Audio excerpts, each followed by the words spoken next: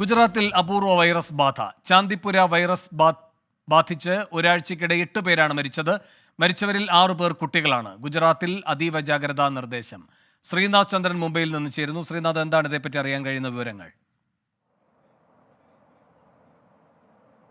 ഗുജറാത്തിൽ വ്യാപകമായി, അതായത് വിവിധ ജില്ലകളിലായി ഈ വൈറസ് ബാധ സ്ഥിരീകരിച്ചിട്ടുണ്ട്. രാജ്കോട്ട്, ബനസ്കന്ത, സബർകന്ത, ആരവല്ലി, അങ്ങനെ വിവിധ ഇടങ്ങളിലായി ഈ രോഗബാധ സ്ഥിരീകരിക്കുന്നു.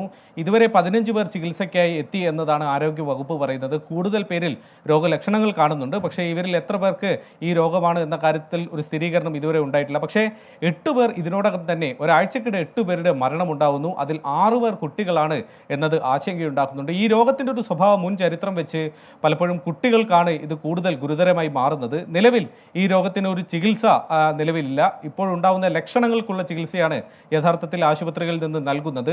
പനിക്ക് സമാനമായ ലക്ഷണങ്ങൾ ഉണ്ടാകുന്നു. പിന്നീട് മസ്തിഷ്കത്തെ അത് ബാധിച്ചാണ് അതീവ ഗുരുതരാവസ്ഥയിലേക്ക് പോകുന്നത്. പലപ്പോഴും 72 മണിക്കൂറിനിടെ തന്നെ ആളുകളുടെ മരണം വരെ സംഭവിക്കുന്ന തരത്തിലേക്ക് രോഗം പോകാറുണ്ട്. അതുകൊണ്ട് വലിയൊരു ആശങ്ക ഇതുമൂലം ഉണ്ടാകുന്നുണ്ട്. അതേ തുടർന്ന് ആരോഗ്യ വകുപ്പ് കടുത്ത ജാഗ്രത പുലർത്തുന്നുണ്ട്. ഇതിനോടകം തന്നെ സംസ്ഥാനത്ത് 44,000-ലധികം പേരെ രോഗലക്ഷണങ്ങളുള്ള ആളുകളെ സ്ക്രീൻ ചെയ്ത് കഴിഞ്ഞു എന്നതാണ് പറയുന്നത്. 6,000-ലധികം വീടുകളിലേക്ക് ആരോഗ്യ പ്രവർത്തകർ എത്തിയിട്ടുണ്ട്. പക്ഷേ നിലവിൽ രോഗബാധ നിയന്ത്രണത്തിൽ അതീതമായ തരത്തിലേക്ക് പോയിട്ടില്ല എന്നൊരു ആത്മവിശ്വാസം ആരോഗ്യ വകുപ്പ് പ്രകടിപ്പിക്കുന്നുണ്ട്. പക്ഷേ ഈ ചികിത്സയിലുള്ള രോഗികളുടെ ചില വിവരങ്ങൾ ആശങ്കയുണ്ടാക്കുന്നുണ്ട്. കാരണം 2 രോഗികൾ രാജസ്ഥാനിൽ നിന്ന് വന്നവരാണ്. ഒരാൾ മധ്യപ്രദേശിൽ നിന്ന്, മഹാരാഷ്ട്രയിൽ നിന്നുള്ള ആളുണ്ട്. അങ്ങനെ വിവിധ സംസ്ഥാനങ്ങളിൽ നിന്ന് എത്തിയ ആളുകളിലും ഈ രോഗം സ്ഥിരീകരിച്ചത് ആശങ്കയുണ്ടാക്കുന്നുണ്ട്.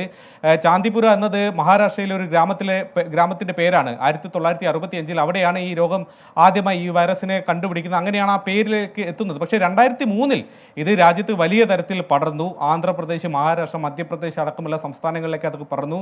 ഏതാണ്ട് 300-ലധികം പേർ, ഭൂരിഭാഗവും കുട്ടികൾ, അന്ന് മരിക്കുന്ന ഒരു സാഹചര്യത്തിലേക്കൊക്കെ പോയതാണ്.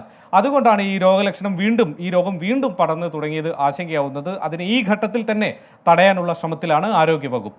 ശരി, ശ്രീനാഥ് ചന്ദ്രനാണ് മുംബൈയിൽ നിന്ന് വിവരങ്ങളുമായി ചേർന്നത്.